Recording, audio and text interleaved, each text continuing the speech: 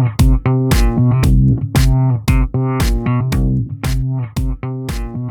and welcome to Thaiger Bites for another edition. It's Thursday.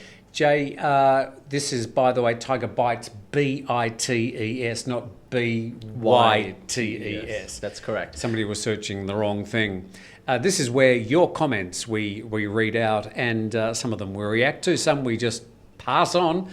Liam Anderson, now they were reacting to the stories about the 7+7 program, which allows people to come to the Phuket Sandbox, and then after 7 days, if they've applied for a certificate of entry, they're allowed to go to pre-planned neighbouring provinces, which include Krabi, Phang Nga, you can go up to Khao Lak, you can also go to the Samui Plus, which includes the 3 Gulf Islands.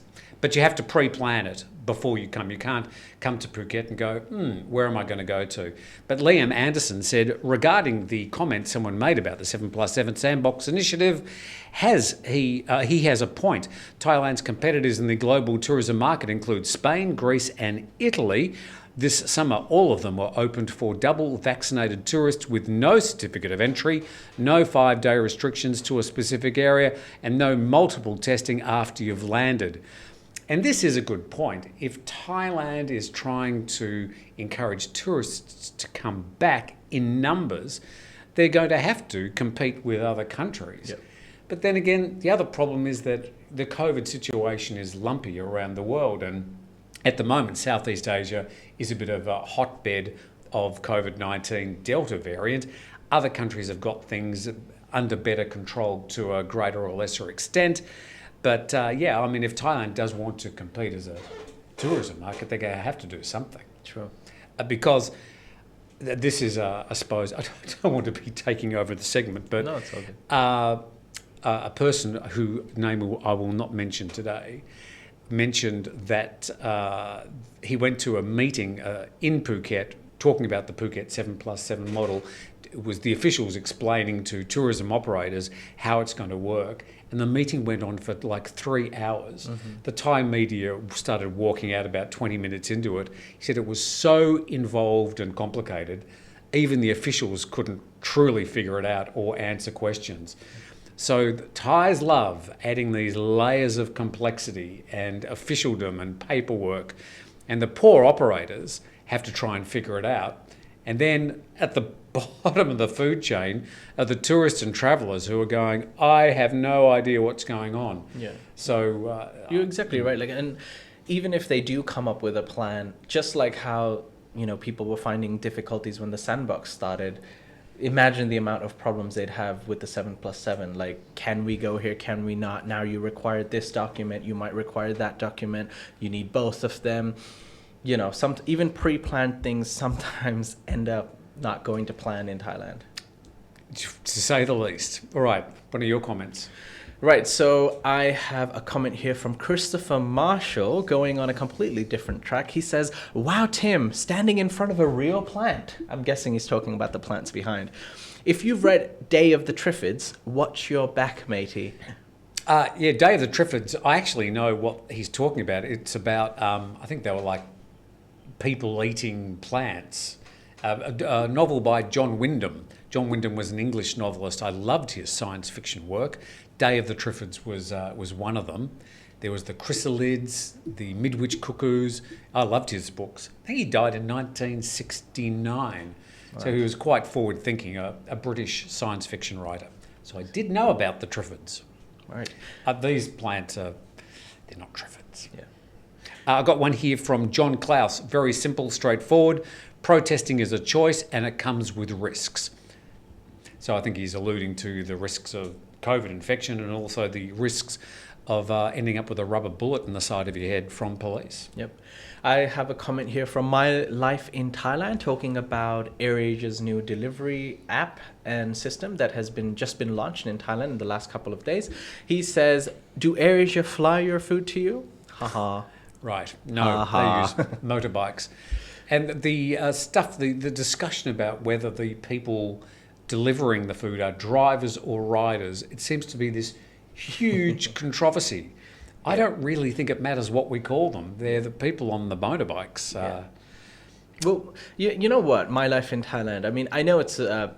I'm not quite sure how serious you are with your question. Do AirAsia fly your food?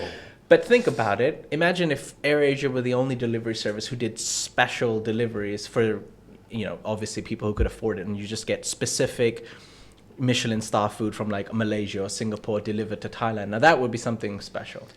Yeah, but by the time they get it to you... Yeah, definitely not possible and probable or efficient, but, you'd really want to be... Well, you have to spend a lot of money to get it flown to you, really. How are they going to keep it cool and warm and everything? Well, that's not my problem. That's AirAsia's problem.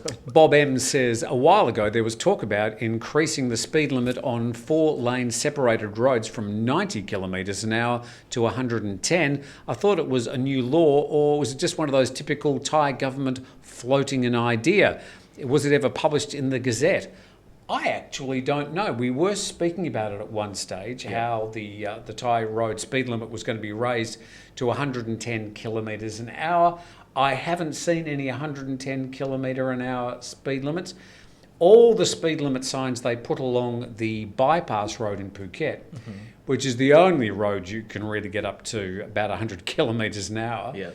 Not that it stops them trying on other roads, but that used to have speed limits of like 50 and 60 kilometres an hour. They've all been removed. Yeah, but 50 kilometres on that road is slightly silly, isn't it? It is, especially at the moment when there's not that much traffic. Yeah. But, but on the big, sorry to interrupt, on the big highways around Thailand, I don't see speed limit signs that often. But sometimes it can get really annoying because even if they do have speed limit signs, I don't mind people who drive a little above the speed limit. You shouldn't. It's the wrong thing to do. However, a lot of the people don't respect the speed limits and they're driving at 30 or 40. And I think that's more annoying in the fast lane. So even if people want to drive fast, it's not just driving fast, but people are driving slow as well. It's just a nightmare. I mean, all the road signs, all the roads, the driving in Thailand is just sometimes frustrating. I'm not sure if speed limit signs would actually help in Thailand. Yeah. I call it sort of like a school of fish. And my rule is basically just go with the school of fish, just go with the flow. Don't be defensive driving, just do what everybody else is doing and go along with their speed or whatever, and things will sort of be fine. I had a lot of crashes. I think I had 3 crashes the first year I was here in Thailand. Sabai, Tim. Sabai. But I learned very quickly that you just got to drive a bit differently here, and then it's fine. Okay, me? I have a comment here from Anthony Sidney from Retro Bike Restorations. He says... He's actually talking about the monkey story that you were talking about yesterday, and he says... the macaques. Yes. I don't think monkeys break in. City folks move to the countryside, then moan that there are tractors, cow poop, and that it smells. Here's an idea. Stay in the city. Maybe if folks lock their windows, then monkeys won't get in. I have never seen a monkey with a crowbar. He's got a point. I've never seen a monkey with a crowbar too. Yeah. Look, the macaques, when they want to, they can be quite destructive. And I think the story was happening in Hua Hin, where there's a bit of a macaque monkey infestation. They're talking about culling them. Not culling them. They're sterilising them and then re-releasing them. But yeah, I mean, look, if any population of, if it's kangaroos or macaques or anything gets out of control, then... and we're talking about Hua Hin, so we're talking about in the sort of the urbanised area. So yeah, they do have to do something. It's not a matter of moving out to the country and then complaining about the cow poop, a little bit different. Chicano on the go says, New Zealand is doing it right. The movie Quarantine was a training tool for doing it correctly. In the movie, the entire building was sealed and closed from the outside and everybody kept inside. They didn't roam around freely, taking aeroplane flights, imbibing at bars, or masticating hot dogs.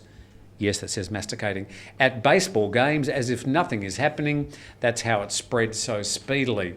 So Chicano, basically, I suppose, is a bit of a pro-lockdown person, speaking about the case in New Zealand where they had one case and then decided to lock down a lot of the country. Mm-hmm. Somebody had a go at me also using the term full metal jacket when I was basically saying that, they were full on and thought my metaphor was unsuitable. Thank you for that. Tim. Yes, how dare I? Thank you for the comment. All right. I have a comment here from Ron Dodson. Now, this is going way off topic, but I just, we both thought it would be funny to address this. And he has a comment directly towards me. And he says, Jay, I am thinking you might be gay. I am straight myself, but I do support gay rights. And that was something I really liked about Thailand, is the fact that they openly accept gay people. And you're right, Thailand is very open to gay people, transgender people, all different types of people. And Ron, I'm going to take that as a compliment, because gay people are some of the most fashionable and nicest people around the world. Which pretty much proves you're not gay. I guess. Yeah, but however, I am not gay, but maybe my boyfriend is. Okay. Boda Zephyr says, along with the mugs, can you sell a Thaiger calendar? You could have a picture of Jet with a new hairstyle each month that would sell like hotcakes. To which Pundit King said, maybe if beer is on it too, then I agree. Tim in a Speedo, maybe. Oh, God. All I can say is, Pundit King, Tim will not be in a Speedo, and beer, sadly, has left the company, so you won't be seeing either of those. Jet with his hairstyles is a possibility. Yep.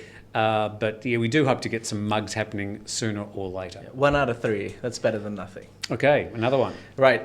This is my last comment for today from Darren Fancy.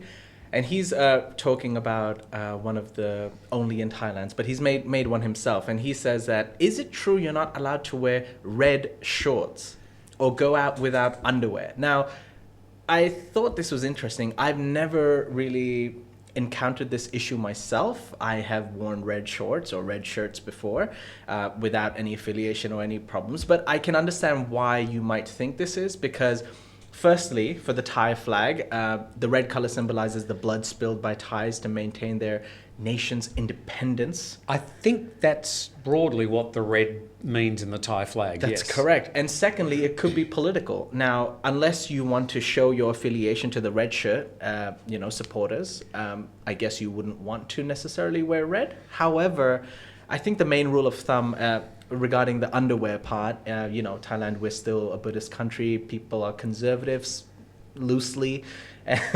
And unless you openly have your pants down and have your crack out, I don't think anyone's actually going to come and check whether you're wearing underwear or not. So, did you just say have your crack out? Well, how else would anyone know if you're wearing underwear? Or I guess maybe for women, if they're not wearing a bra, it might be a bit more obvious. But generally, I think people are quite well dressed and conservative in Thailand. I don't think there's a law about not wearing red in Thailand. Maybe some Thais would feel sensitive about wearing it because of the red shirt, yellow shirt thing, but I don't think there's an actual law. I don't think so as well. No. Yeah, let's see. And for foreigners, wear whatever you like, but perhaps an advisory, dress a little bit more conservatively in some parts of Thailand than you might otherwise at home. Finally, from Grammar Officer Krupke. I'm sorry, Jay. Calling it as I see it. I couldn't get away with wearing a flowery shirt either.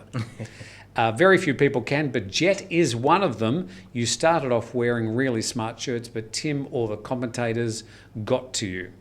To which Dan in Thailand responded, I think Tim is trying to get people to follow in his footsteps with the cringeworthy sarcasm and the dress sense.